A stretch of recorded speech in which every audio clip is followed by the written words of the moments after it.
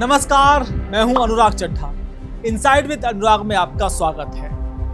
क्या मुरादाबाद में समाजवादी पार्टी के अंदर चल रही वर्चस्व की जंग में अब पूर्व सांसद डॉक्टर एचटी हसन की भी एंट्री होने वाली है? कमाल अख्तर और मुरादाबाद सांसद रुचिवीरा की जिस सियासी लड़ाई को अखिलेश यादव डैमेज कंट्रोल के जरिए शांत करने की कोशिश कर रहे थे, पार्टी के अंदरूनी सूत्रों की माने तो वो लड़ाई अब शांत होने की बजाय एक बड़े और खौफनाक राजनीतिक चक्रव्यूह के रूप में तब्दील हो चुकी है या होने जा रही है। इस वीडियो में मैं आपको बताऊंगा कि कैसे कमाल अख्तर अपने छिने हुए पद का बदला लेंगे, कैसे आजम खान का खेमा इस पूरी आग में घी डाल रहा है और कैसे एचटी हसन के साथ मिलकर पश्चिमी उत्तर प्रदेश में कैसा नया गुट तैयार हो रहा है जो रुचिवीरा की सियासी रातों की नींद उड़ाने वाला है और साथ ही पार्टी हाईकमान के लिए एक नया सिरदर्द बनने जा रहा है। पार्टी के अंदर से जो खबरें छनकर बाहर आ रही हैं, उनके मुताबिक कमाल अख्तर ने मुख्य सचेतक पद से जो इस्तीफा दिया है उसे किसी हार या सरेंडर के तौर पर नहीं, बल्कि एक सोची समझी कुर्बानी के तौर पर पेश किया जा रहा है। मुरादाबाद के स्थानीय संगठन में यह संदेश बहुत ही मजबूती से और सुनियोजित तरीके से फैलाया गया है कि कमाल अख्तर ने अपने पद की बलि इसलिए चढ़ा दी ताकि मुरादाबाद के स्थानीय नेताओं, पदाधिकारी और कार्यकर्ताओं पर रुचिवीरा की शिकायत के बाद कोई गाज ना गिरे। इस एक दाव ने पूरी बाजी पलट कर रख दी है। बहुत अच्छी बात है, हमारा पुराना नेता कार्यकर्ता है, पार्टी का जो डिसीजन होगा वो स्वीकार करते हैं। पार्टी वही चलती है जिसका डिसीजन स्वीकार करते हैं लोग। हाँ, और यंगेस्ट राज्यसभा थे एक टाइम में। सूत्रों का कहना है कि इसी बलिदान वाले नैरेटिव के कारण आज पूरा का पूरा संगठन और स्थानीय विधायक और जमीनी कार्यकर्ता पूरी तरह से कमाल अख्तर के पीछे लामबंद हो गए हैं। हालात ये हो गए हैं कि रुचिवीरा के कार्यक्रमों से संगठन ने अघोषित दूरी बना ली है और उनके आयोजनों में सन्नाटा पसर रहा है। कार्यकर्ता अब दबी जुबान में शीर्ष नेतृत्व के फैसलों पर भी सवाल उठाने लगे हैं। यह कोई इत्तेफाक नहीं है, बल्कि बदले की उस रणनीति का पहला चरण है जो कमाल अख्तर ने सेट किया है। सूत्रों की माने तो कमाल अख्तर इसी तनावपूर्ण माहौल के बीच आज रात को विदेश रवाना हो रहे हैं। सियासी गलियारों में सुगबुगाहट तेज है कि विदेश की यह यात्रा सिर्फ एक छुट्टी नहीं है, बल्कि वहां बैठकर आगे की राजनीतिक चालू का ब्लूप्रिंट तैयार किया जाएगा। मुरादाबाद की सियासत में यह चर्चा आम हो गई है कि विदेश की इस शांति में कमाल अख्तर वो अचूक रणनीति बनने वाले हैं जो रुचिवीरा को उनके ही गढ़ में पूरी तरह से अलग थलग कर देगी। पार्टी के अंदरूनी खेमे में ये सवाल गूंज रहा है कि जब वो वहां से लौटेंगे तो उनका अगला कदम क्या होगा।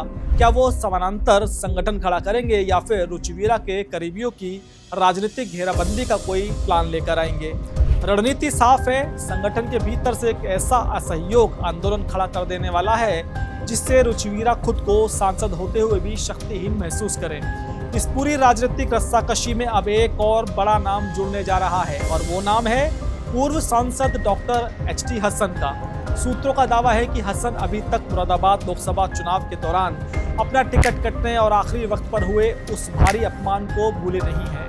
उनका टिकट कटवाने में किसका हाथ था और कैसे रुचिवीरा को वहां से मैदान में उतारा गया, यह पश्चिमी यूपी का हर नेता जानता है। अब जब कमाल अख्तर और रुचिवीरा के बीच तलवारें खिंच चुकी हैं तो एचटी हसन को अपना बदला लेने का सबसे मुफीद मौका मिल गया है। सुगबुगाहट है कि बहुत जल्द एचटी हसन खुले तौर पर या पर्दे के पीछे से कमाल अख्तर के साथ कंधे से कंधा मिलाकर खड़े दिखाई दे सकते हैं। अगर ऐसा होता है तो मुरादाबाद के दो कद्दावर मुस्लिम चेहरे एक साथ आ जाएंगे और तब रुचिवीरा के लिए मुरादाबाद की राजनीतिक जमीन पर अकेले खड़े रहना बेहद मुश्किल हो जाएगा। एचटी हसन का अपना एक वफादार वोट बैंक है और कमाल अख्तर की संगठन पर मजबूत पकड़, ये दोनों मिलकर रुचिवीरा के लिए एक अभेद्य चक्रव्यूह रचने की तैयारी में बताए जा रहे हैं। अब सवाल ये उठता है कि अगर मुरादाबाद का पूरा संगठन और बड़े नेता रुचिवीरा के खिलाफ लामबंद हो रहे हैं तो रुचिवीरा को ताकत कहां से मिल रही है।